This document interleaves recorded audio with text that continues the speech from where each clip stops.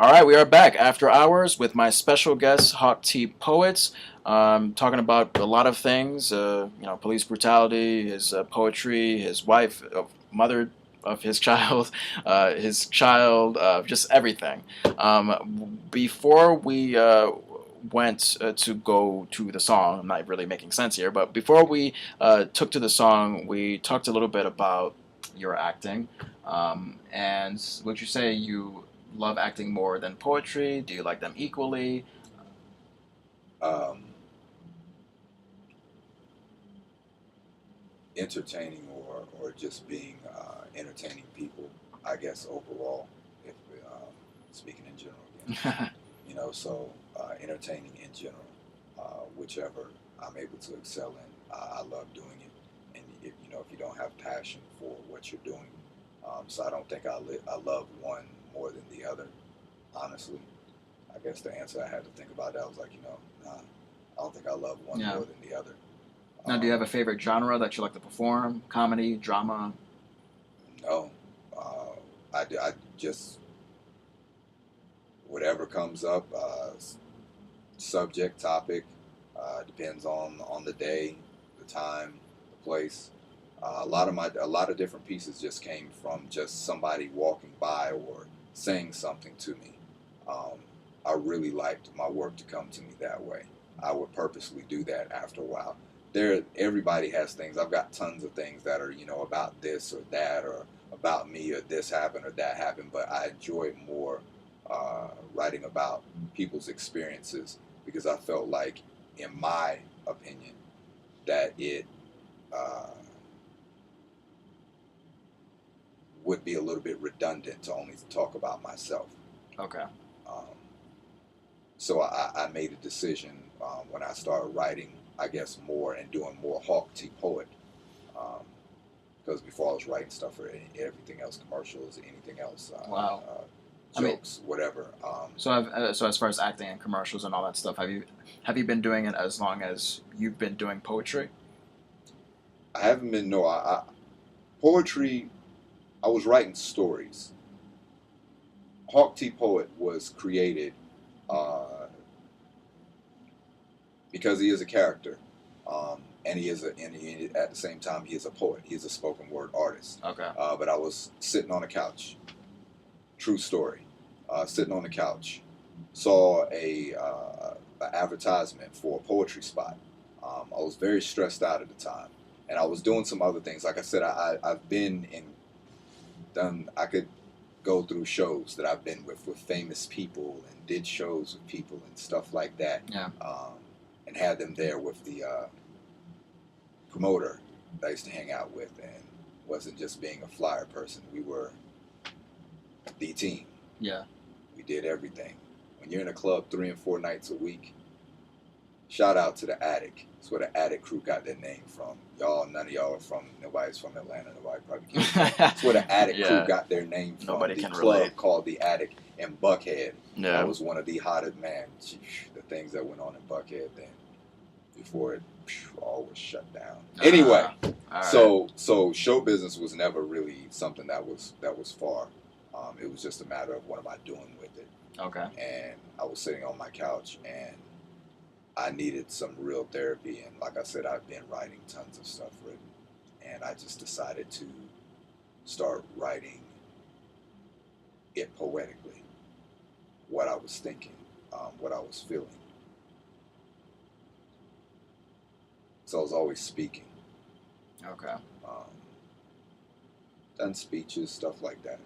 Now, all my friends, as they would say, know me, like, and I decided to put it in poetry form,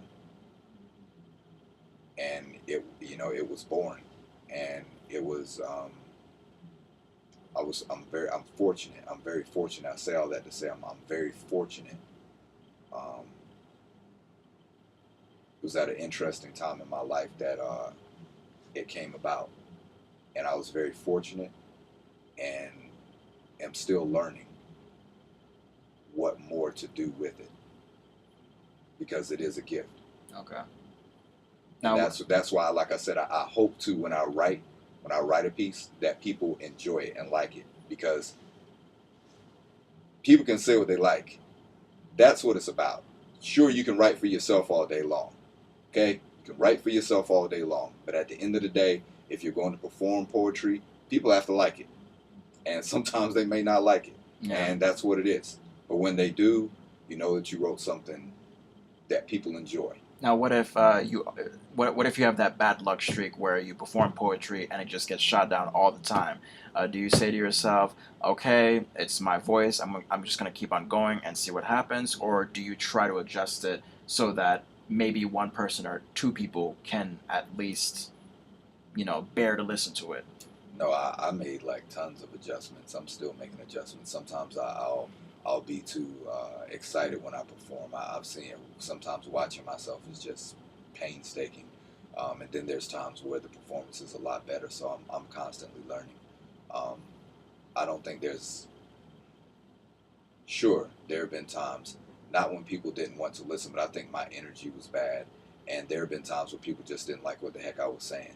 So they didn't care how I sounded. They just didn't like what the heck I was saying. Mm-hmm. But there's actually been, and I'm fortunate, I want to say that before I make this statement, I'm fortunate that there's been more times that people have enjoyed what I was saying. I just needed to do it more powerfully and more of it. And I appreciate anyone who continues to listen to me and support me. I appreciate that sincerely. So that's on me to be better. So that, in my opinion. Now you say the Hawk T poet that you created is a character. Is a lot of what he's based on is you, or is he just completely different from you? Because I thought that was you. I didn't know the Hawk T poet was a character. People. Well, every. I'm not gonna say that because I can't speak for every poet out there. Uh-huh. But for me, I'll speak for myself. Hawk T poet, the character. Of course, we're all people. I'm Warren Hawk, by the way, but Hawk T poet is a name. Everybody can call themselves a name when they get on stage, but in fact, you don't talk that way all the time when you're off stage. And if you do, oh my goodness, you're crazy. Yeah, really, 24/7. You're insane. Yeah, I know. So everybody has their own character, so to speak, when it comes to performance poetry. Mine is, in my opinion, again, I'm sorry, everyone doesn't have no. I'm only speaking for myself. My character is Hawk T poet. I see. Of course, it's all me. All of it's me. There's not one bit of it that's not me. It's just that's Hawk T poet. There's Warren Hawk the actor. There's Warren Hawk the father. But it's all Warren Hawk. But I love Hawk T poet, and I hope to do more of it. Is it possible to see a movie based on Hawk T poet? Wow. That would be great. I would like to see that. It would be a huge undertaking. Okay. It literally would be a huge undertaking. You would have to do a lot of moving. A lot of moving. A lot of moving. Oh, so wow, you have that much energy to yourself. No, well, I mean, if you're in a school, if you were never in a school longer than 2 years, you tell me. Okay. It's a lot of moving. So a lot of moving. Anyway, again, like I said, that's how you meet so many different people. Yeah. And you're exposed to like, boom. After a while, by the time I was, I guess 8 or 9. Moving around just didn't bother me. Going to a new school was like, I'm going to a new school. All right. It was. It was no big deal. Yeah. Yeah. What are you going to do? All right. So you have a piece that you're going to perform for us. What is this piece entitled or titled? Don't really like doing this piece, but it was a piece that I wrote about my sister who was murdered back in 1993. And I decided to. You don't like doing that because it brings back a lot of painful memories. It does, and the way that I decided to write it, the way that I was asked, I should say, I want to give Frederick Douglass Knowles his props for asking me to write a piece about my sister. Okay. That was something that I just pretty much would not do, and I had to perform it I performed it in front of my mother when I went to Charlotte, and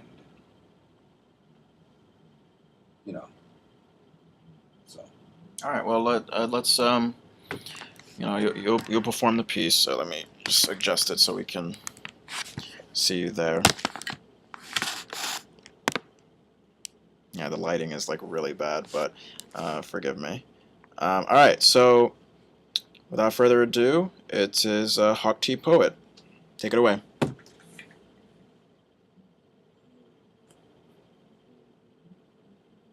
This is dedicated to my sister, Shauna Denise Hawk. Where is your mother, daughter, aunt, cousin, girlfriend? One of them was me, on their knees, praying and begging for their life. Fear and confusion felt before he starts raping you and strangling you into unconsciousness, only to awaken face up in a bathtub filled with water, revived thinking you survived, only to be reinserted back into death's grips as he grips your neck like a chicken at the slaughterhouse, cutting your life short for death to eat the meat, making sure this time you're dead. A checkbook and $133 for a crackhead's fix. I, Shauna D, got to be one of the few, the dead, the many women he killed. Heaven must be segregated because all our deaths were as a result of a drug deal gone bad. Those were the repeated comments of a Charlotte police system that treated Deborah, Betty, Brandy, Valencia, Audrey, Sharon, Tashonda, and Caroline's lives like apartheid at high tide. We were black women with pretty eyes. That's what our killer liked, our eyes that watch him rape and murder us all. Our spirits roam together like lovely bones with flesh and spirit decaying as our murderer and police worked in concert, both treating us like the good Negro girls we were. One less childbearing black queen to deliver us target practice. Our killer was seen by one of our victims' cousins, flagging down the police about Henry selling her things. They said, just let the police do their job. My car sat in the Central Piedmont Community parking lot for 3 months, even though they were told where I attended school. This man made Chicago gang violence deaths look accidental. This father, husband, fast food part-time disc jockey, U.S. Navy E-3 murdered women around the world.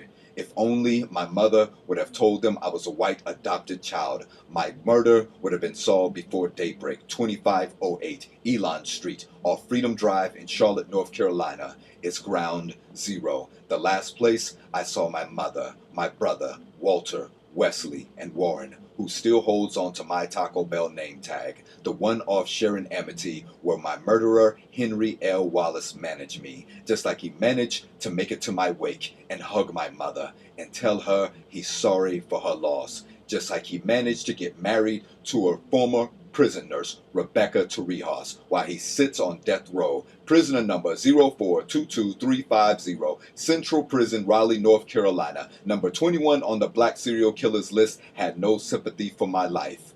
Where is your mother, daughter, aunt, cousin, girlfriend? Google Henry L. Wallace and you'll find them. That was phenomenal. Hawk T Poet, everybody. How? Wow. I mean, I just get. I apologize for the just. No. It was beyond perfect. I wonder how poetry can be that deep and profound and moving. Not a piece of that poem is a lie. Besides any of the extra things, what you would call whistles to express the piece better, like apartheid at high tide references. Other than that, all the things that were said in the piece are true. When did you write this piece? I wrote that piece this year. This year, and what's the process like? I mean, is it kind of like the traditional writers thing where you just kind of walk around side to side, just pacing back and forth, just trying to come up with something, or was it just something that naturally came out of you at that moment? It was something that I battled with for about 4 weeks straight, and would re-edit it and would present it, and was told get it deeper because I was honestly trying not to write it. I was doing my best not to write it. I didn't want to write it. I just didn't want to write it, and I finally wrote it the way I would write any of my other pieces and give it, and again, there were some things, that I wanted to convey better during that performance. But the piece itself, just to have to listen to it, to know that literally one of the cousins of his victims actually flagged down the police one day because he saw Henry L. Wallace selling her belongings. This is a true story. There's nothing fake. This is not a movie. There's no movie. There's no storyline. There was no script writer. Actually flagged down the police, and an officer, not verbatim, but he said to him, he expressed to him that that's the police's job. Just let the detectives do their job. That's got nothing to do with this case. That actually happened. He really did murder women around the world. You can look it up. All the information is there. So it was more than, I guess, a process. Obviously, you never want to relive that or let alone honestly write about it. But my mother was very happy, and she appreciated that I wrote it, and she wanted me to write it for myself, I guess, more for myself. And I appreciate her for even having the strength to even sit there, because I told her I didn't want to perform it, and she just kept on, oh, Warren, I can't wait to hear it. I can't wait to see it. I can't wait to hear it. I can't wait to see it. I can't wait to see you do this piece and that, and I was strong for her, and she was definitely strong for me, I should say. She was strong for me. Let me tell the truth. She was strong for me, and Well, she's a great woman. Yeah, as all mothers are. Well, I mean, I can't tell you how very appreciative I am to have you come on and share this very intimate piece, and to also, share your life experience as a poet, as a father, and so forth. I really hope that you have a very safe drive back to Hartford. I know it's a long one. I just want to say this. There was a reporter that was with the in Charlotte at the time when the murders happened some years ago, all these years ago in 1993. He did a whole hour-long segment on it, and the biggest thing that they talked about was how the police literally just ignored the case, and because it was 13 black women, they literally did not care. And that's a true story. And hopefully the gentleman that came by my mother's house last Christmas to speak with her about writing a novel will make light of all those things. So again, I have so many different, I guess, feelings about different things, but still I exist and still I live. And that is the point of it all. Still exist and still live and still be positive, and don't give in to the negativity anywhere or wherever you go. And whatever you believe in, remember that you are still accountable for whatever you do to anyone in life. Absolutely. Thank you so much. I really do hope that you, come back next time, or I have a public access show on television. I mean, I'd love to have you on again, and we can talk some more. Maybe you can share another piece with us. It's Hawk T Poet, everybody. Where are you performing next?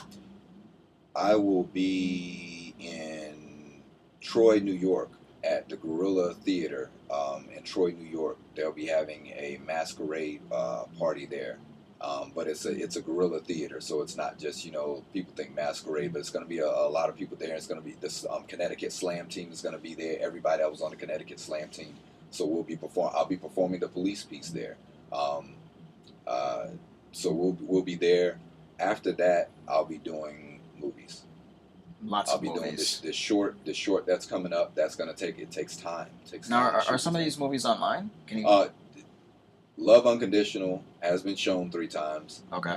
But it is not on DVD yet. But we are waiting, and that is up to Will. When Will be releasing that. Yeah, I would very much love to see that. I can't wait to see it too, man. Yeah, it should be good. I can't wait to see it too, man. And I'm doing more. And the next roles that I'm going to do are going to be a lot of fun. Be on the lookout for it. Till Death Do Us Part. I can't speak on the other film that I went and read for the other day, but I'm excited about it. It tells a very deep, dark story about a drug dealer. It's out of New York, but they're going to do the story here if whatever comes together and we decide to do it. Yeah.